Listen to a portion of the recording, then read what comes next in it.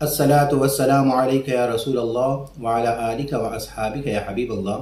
حضرت امام شافعی رحمۃ اللہ علیہ فرماتے ہیں کہ مجھے اگر کوئی مسئلہ پیش آتا، مجھے کوئی حاجت پیش آتی، میرا کوئی مسئلہ حل نہیں ہوتا، تو میں بغداد میں آ کر حضرت امام اعظم ابو حنیفہ رحمۃ اللہ علیہ کے مزار پر آ کر ان کے وسیلے سے اللہ رب العالمین سے دعا کرتا، تو اللہ رب العالمین میرا مسئلہ حل فرما دیتا۔ یہ کتاب ہے الخیرات الحسان، فصل نمبر 35 فی تعدب الائمہ مع فی مماتہ، ائمہ کرام کا ادب ان کے پردہ فرمانے کے بعد۔ یہ امام اعظم ابو حنیفہ کے مزار پر امام شافعی رحمۃ اللہ علیہ کے فرمان میں عرض کرتا ہوں کہ انی لاتبرک بابی حنیفہ، میں امام اعظم ابو حنیفہ سے برکت حاصل کرتا ہوں، واجیء الی قبرہ، ان کے مزار پر میں حاضر ہوتا ہوں، وَسَأَلْتُ اللَّهَ عِنْدَهُ، اللہ رب العالمین سے اس کے وسیلے سے دعا کرتا ہوں، فَتَقْضِيَ سَرِيعًا، اللہ رب العالمین میری حاجت جلدی پوری فرما دیتا، میرا مسئلہ فوراً حل فرما دیتا۔ اچھا، ایک روایت میں آتا ہے امام شافعی رحمۃ اللہ علیہ فرماتے ہیں کہ میں حضرت امام اعظم کے مزار پر آتا ہوں اور پہلے 2 رکعت نفل پڑھتا ہوں اور پھر امام اعظم کے وسیلے سے دعا کرتا ہوں، تو اللہ رب العالمین ان کے صدقے میری حاجت پوری فرما دیتا۔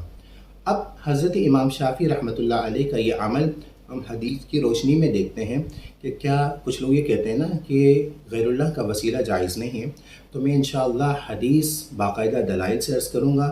آپ سے گزارش ہے تحقیق ضرور کیجیے گا۔ الحمدللہ ہم اہل سنت والجماعت کا عقیدہ عین قرآن اور حدیث کے عین مطابق ہے۔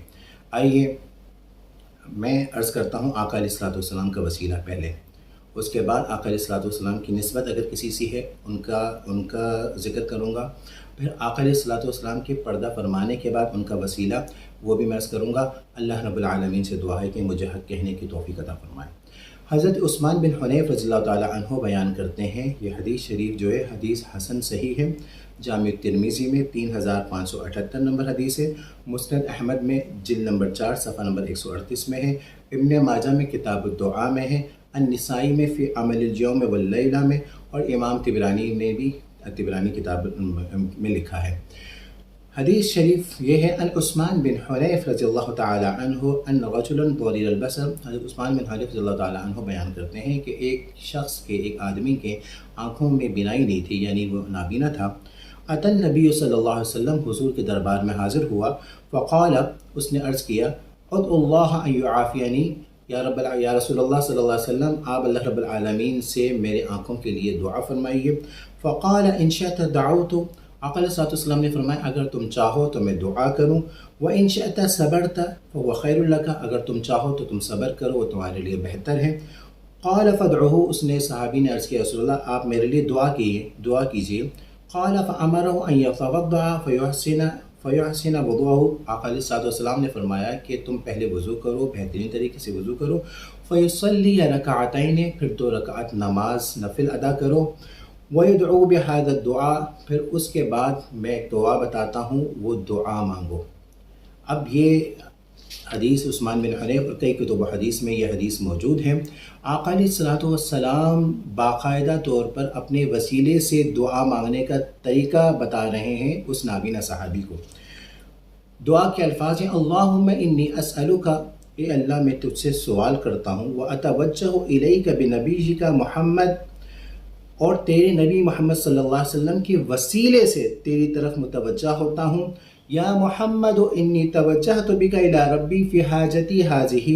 اے محمد صلی اللہ علیہ وسلم میں آپ کے وسیلے سے اپنے رب کی طرف متوجہ ہوں کہ میری حاجت پوری فرما دیں، فتقضی لی، میری حاجت پوری فرما دیں، اللہم فشفع فی، اے اللہ ان کی شفاعت میرے حق میں قبول فرما۔ آقا علیہ الصلوۃ والسلام اپنے وسیلے سے دعا کی ترغیب دے رہے ہیں ایک صحابی کو۔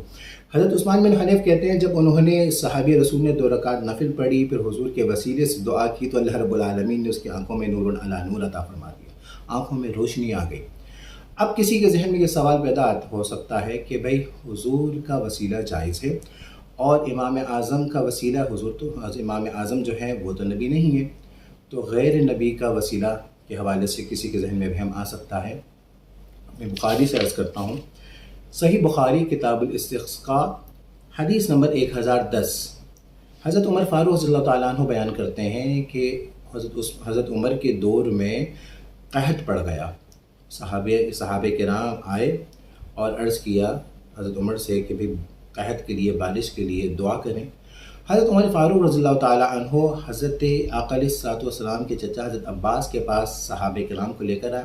اور عرض کیا کہ آپ حضور کے چچا ہیں، ہم حضور کی حیات ظاہرہ میں ان سے دعا کرایا کرتے تھے، آپ حضور کے چچا ہیں، آپ کی نسبت حضور سے قوی ہے، آپ دعا فرمائیے۔ تو حضرت عباس رضی اللہ تعالیٰ عنہ نے جب دعا کی تو اللہ رب العالمین نے نور علی نور برسات کی رحمت کی برسات فرما دی۔ تو اب پتہ یہ چلا الحمدللہ ہم اہل سنت والجماعت کا عقیدہ یہ ہے کہ حضور کا وسیلہ بھی جائز ہے، اور حضور کی اگر کسی سے نسبت ہے تو ان کا وسیلہ بھی جائز ہے۔ تو اب الحمدللہ ہم تو اہل سنت، ہم تو آقا علیہ الصلوۃ والسلام سے محبت کرتے ہیں، آقا علیہ الصلوۃ والسلام سے ہمارا عقیدہ وہی ہے جو صحابہ کرام کا عقیدہ ہے۔ اب مسئلہ یہ ہے کہ کسی کے ذہن میں یہ وہم آ سکتا ہے کہ آقا علیہ الصلوۃ والسلام کی حیات ظاہرہ میں حضور کا وسیلہ جائز ہے۔ حضور کے پردہ فرمانے کے بعد اگر حضور کا وسیلہ جائز ہوتا تو صحابہ کرام حضرت عباس سے دعا کیوں کراتے؟ ہو سکتا ہے نا، لوگوں کے تو دماغ ہے نا، اور دماغ کی دہی کر دیتے ہیں۔ تو میں عرض کر رہا ہوں کہ اگر آپ کے ذہن میں یہ وہم ہے کہ حضور کی حیات ظاہرہ میں حضور کا وسیلہ جائز ہے، حضور کے پردہ فرمانے کے بعد حضور کا وسیلہ جائز نہیں ہے، تو اب آئیے، یہی حضرت عثمان بن حنیف رضی اللہ تعالیٰ عنہ نے جو روایت کی تھی، جو میں نے کئی کتب حدیث کا عرض کیا، وہی فرماتے ہیں۔ طبرانی نے کتاب المعجم الکبیر میں لکھا، حدیث نمبر 825، جلد نمبر 9، صفحہ نمبر 30، اور امام بہقی نے دلائل النبوہ میں لکھا ہے کہ ایک شخص کو حضرت عثمان غنی رضی اللہ تعالیٰ عنہ کے دور میں ان سے کوئی کام تھا۔ حضرت عثمان غنی رضی اللہ تعالیٰ عنہ کے دور میں آقا علیہ الصلوۃ والسلام کے پردہ فرما گئے تھے، حیات ظاہرہ نہیں تھی، ٹھیک ہے۔ حضرت عثمان کے پاس وہ شخص آیا، حضرت عثمان سے ملنا چاہا، حضرت عثمان غنی سے، لیکن ملاقات نہیں ہو سکی۔ دوسرے دن آیا، تیسرے دن آیا، کئی دفعہ آیا، لیکن حضرت عثمان غنی سے ملاقات نہیں ہوئی۔ وہ پریشان تھا، اس کا کوئی مسئلہ تھا، اس نے حضرت عثمان بن حنیف سے عرض کیا کہ امیر المومنین سے ملاقات نہیں ہو رہی، میرا یہ مسئلہ ہے۔ تو حضرت عثمان بن حنیف نے کہا کہ آقا علیہ الصلوۃ والسلام نے ایک طریقہ بتایا تھا ایک نابینا شخص کو کہ اپنے حاجت کے لیے دعا کرو حضور کے وسیلے سے، تو تم ایک کام کرو، 2 رکعت نفل پڑھو اور یہی دعا مانگو۔